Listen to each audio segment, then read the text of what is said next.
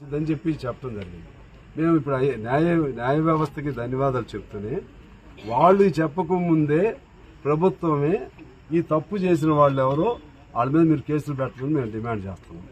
ఇవాళ ఎంఆర్ఓ ఇది నిజంగా గవర్నమెంట్ ల్యాండా కాదా చూడండి. మీరు గవర్నమెంట్ ల్యాండ్ కూడా కోల్చమని ఆర్డర్లు ఇచ్చారా, మీరు ఇచ్చారా, లేకపోతే వీళ్ళు అత్యుత్సాహమా, ఇవన్నీ కూడా చూడండి. మీరు ఇచ్చింది చెరువులు లేకపోతే నాలాలు వాటి దగ్గరికి మీరు ఇచ్చారు, ఇవన్నీ చూడండి. తప్పు చేసిన వాళ్ళపైన ఖచ్చితంగా కేసులు పెట్టాలి. రెండోది ఏంటంటే గతంలో వీళ్ళకి అమ్మిన వాళ్ళు ఎవరు, ఒకవేళ ఆ అమ్మిన వాళ్ళ దగ్గర నుంచి వసూలు చేసి వీళ్ళకి పూర్తిగా నష్టపరిహారం ఇస్తారా, మీరే ఇస్తారా, వాళ్ళపైన మీరు కేసులు పెడతారా పెట్టరా.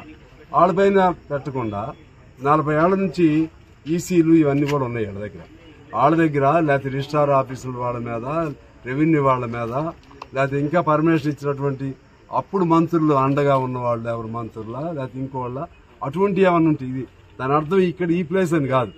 ఇవన్నీ కూడా మొత్తంగా నగరంలో ఇవన్నీ చూడాల్సిన బాధ్యత ప్రభుత్వం పైన ఉంది. లేకపోతే ఇబ్బందులు జరుగుతాయి.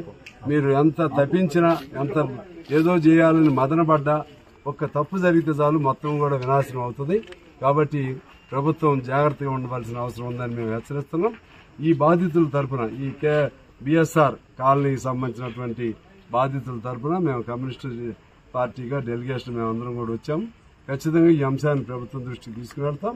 ఎక్కడ ఇబ్బంది అయినా సరే మా బాధ్యత మేమే రెచ్చగొట్టడానికి కాదు, రెచ్చగొట్టి దీని నుంచి ఏదో పేలాలు ఏర్పడటమే కాదు, మేము న్యాయబద్ధంగానే అనుసంధానం చేయడానికి వచ్చాము.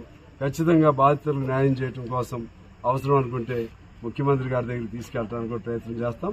అలాగే హైడ్రాకు సంబంధించినటువంటి వాళ్ళు ఇంకెవరెవరు అధికారులు ఉన్నారో వాళ్ళతో కూడా మేము మాట్లాడడానికి ప్రయత్నం చేస్తాం. ఈలోపు మాత్రం తప్పు చేసిన వాళ్ళు ఎవరో వాళ్ళని మాత్రం మీరు గమనించి వాళ్ళ పైన తగు చర్యలు తీసుకోవాలి.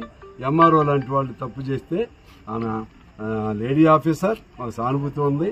కానీ తప్పు చేసినందుకు ఒక్కళ్ళైనా మీరు చర్య తీసుకుంటే, ఒక్కళ్ళైనా సస్పెండ్ చేస్తే రెండోసారి వాళ్ళ మనోధైర్యం ఏం దెబ్బతిందో వాళ్ళకి ఇంకా జాగ్రత్తగా ఉండడానికి అది పనికి వస్తుందని చెప్పి మేము తెలియజేస్తూ, గవర్నమెంట్ సానుకూలంగా ఉండాల్సిన అవసరం ఉందని తెలియజేస్తూ, బాధితులు ధైర్యంగా ఉండమని కోరుతూ, మీకు సాధ్యమైన మేరకు న్యాయం చేయడానికి మేము కృషి చేస్తాం, చిత్తశుద్ధితో కృషి చేస్తామని తెలియజేస్తూ